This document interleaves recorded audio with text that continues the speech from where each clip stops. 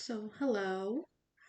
I have to introduce myself because unfortunately the world doesn't revolve around me.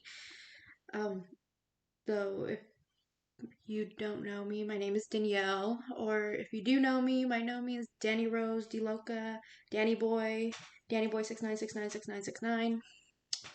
But yeah, I'm not the main character, and unfortunately, not everyone knows who I am. But um, I've been yapping a lot. I don't know if it's because I live alone or I just have a lot in my mind. I mean, always.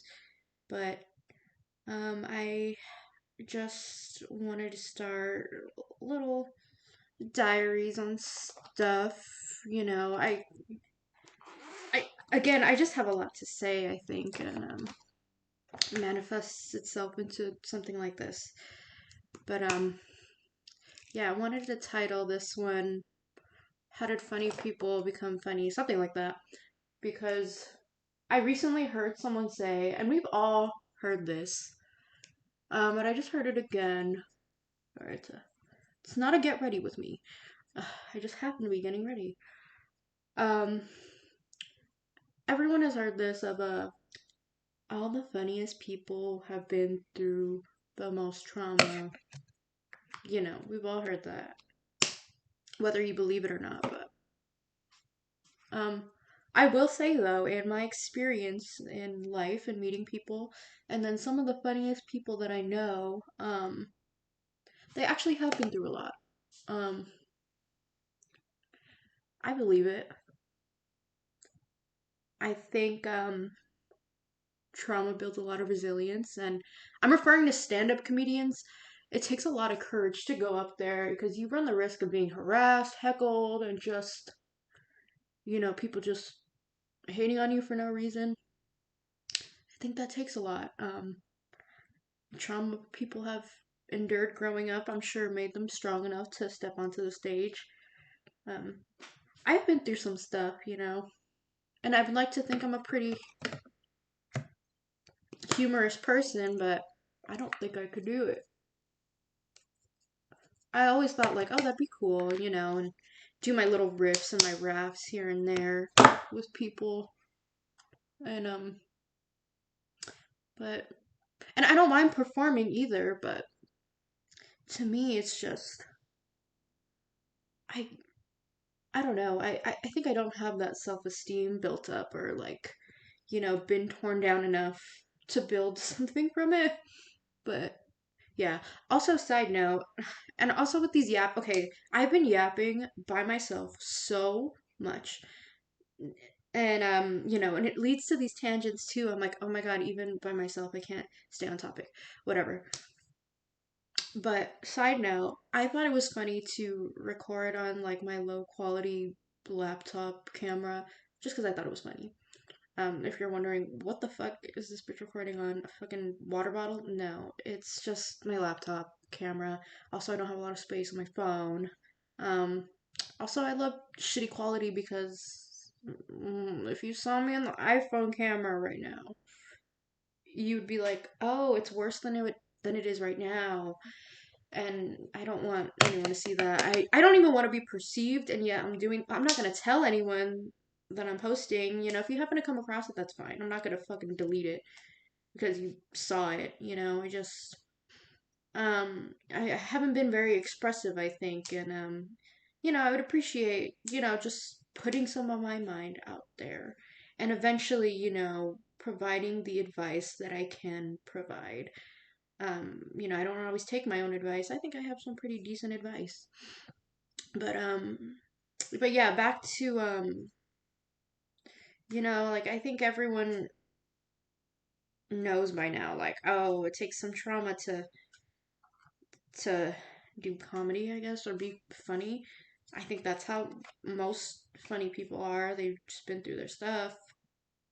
And a lot of it might be because you tend to when you've been through stuff, this sounds fucked up. When I think trauma is very humiliating at times, if you've been through abuse, physical, mental, verbal abuse, or any other types of like, neglect and abandonment or just, people just, breaking your trust and like, all these sorts of trauma. Um, it builds that, it's humiliating. And, I think people, a big coping mechanism is finding just humor in everything. And when you've experienced a lot, even, non-traumatic stuff, and you just find the humor, and I think that is a coping mechanism, finding humor in everything in this world. Um, and sometimes it's inappropriate. I will admit that because I am definitely that person to just try to find something funny when shit is hitting the fan. And I don't think it's always appropriate, especially when I like display that in front of people. Doing it with yourself is its own thing, but you start involving other people, everyone's like, what the fuck is wrong with you? You are a sociopath. Because you're laughing at this, but I mean, I get sad too. I get sad. Not to toot my own horn, but people tell me, sorry, I look probably weird. People tell me I'm just trying to get a little bit of the pigment, not completely. Um, People tell me, oh, you're funny. And I appreciate that. I do appreciate it. But, oh god, what was I saying? See, this is what I mean, I can't stay on topic. People, tell me I'm funny, but it's like I feel so much. I think I feel more anger and sadness more than anything, you know. And I think if it's interesting and cool that people can take, what they're feeling and turn it into something positive, which is what I like to do. Not sitting here and saying, "Oh, I'm the next big up and coming comedian," and this is my advice for comedy. Like, no, it's just, I think it is an interesting thing that people like to laugh at their turmoils, other people's turmoils too. And as long as you're not keeping it, you know, just buried under something else, because then that doesn't always manifest itself into something healthy and okay, you know.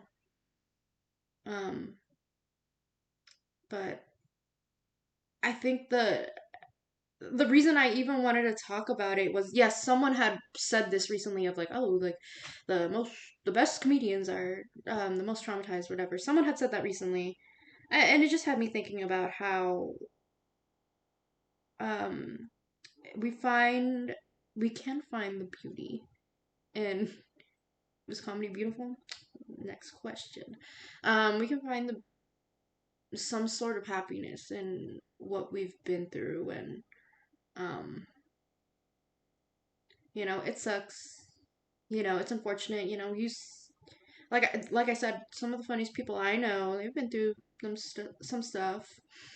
You listen to interviews with these successful comedians, they've been through their stuff in the past and most recent present, and it's interesting to say the least. Yeah, I don't know why I decided to talk about this, but yeah, um, maybe one day. And speaking for myself, just maybe I think I play too much too, because some things need to be taken seriously. I can admit that. I'm not saying turn everything into a joke. That is not a good way. That is not a good way of thinking. I think, like, because there's such thing as you're playing too much. You play too much. You know, take some things seriously, just a little bit. Um, I don't know, but I don't think comedy is the worst coping mechanism. You're not out getting drunk every day. Unless you're at the comedy club getting all messed up with the other comedians. Don't know. I'm also trying to build. Okay, I think I need some self-esteem building because I absolutely so critical of my looks, my personality, and everything. And I think I should not care. Um, I mean, it's not that there's no reason to care, but when you care too much about things that don't matter, and then, the things that do matter, you're kind of just like, oh, my energy's out for that.